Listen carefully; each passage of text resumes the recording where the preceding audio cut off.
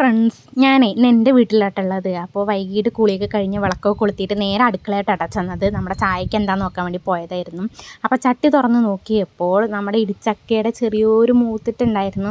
അപ്പം അമ്മ അതൊക്കെ വേവിച്ച് കടുകൊക്കെ വറുത്ത് നമുക്ക് ചായക്ക് കൂട്ടാലോ എന്ന് കരുതി വെച്ചിട്ടുണ്ടായിരുന്നു കേട്ടോ.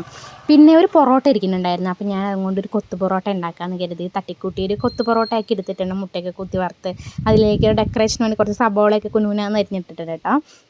പിന്നെ അതെടുത്തിട്ട് നേരെ സിറ്റ് ഔട്ടിലേക്കാണ് പോയത്. ഇന്ന് ഞങ്ങൾക്ക് ഇവിടെ ചെറിയൊരു മഴയൊക്കെ കിട്ടിയിട്ടുണ്ടായിരുന്നു.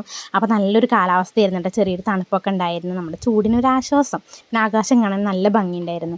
കിങ്ങിണിക്ക് ആദ്യം ഒന്ന് കൊടുത്ത് നോക്കി. ആദ്യം വേണ്ടാന്നൊക്കെ പറഞ്ഞ ആൾ ചെറിയൊരു ഉടക്കിലൊക്കെ ആയിരുന്നു. പിന്നെ ഒന്ന് കഴിച്ച് നോക്കി, കുഴപ്പമൊന്നുമില്ല എന്നൊക്കെ പറഞ്ഞു. പിന്നെ ഞാനും കഴിച്ച് നോക്കിയിട്ട് സംഭവം കൊള്ളായിരുന്നു. അങ്ങനെ ഞങ്ങൾ ചായ കുടിച്ചുകൊണ്ടിരിക്കുമ്പോഴായിരുന്നു അച്ഛൻ വൈകിട്ട് പണി മാറ്റി വരുന്നുണ്ടായിരുന്നു. അപ്പോൾ കിങ്ങിണി അതിന് വേണ്ടി എത്തിയും പാളി ഇങ്ങനെ നോക്കിക്കൊണ്ട് നിൽക്കുകയായിരുന്നു. എത്തിയും പാളി നോക്കണത് അച്ഛനെ കണ്ടിട്ടല്ല, അച്ഛൻ്റെ കയ്യിൽ എന്തായിരിക്കും എന്ന് നോക്കിയിട്ട് കേട്ടോ.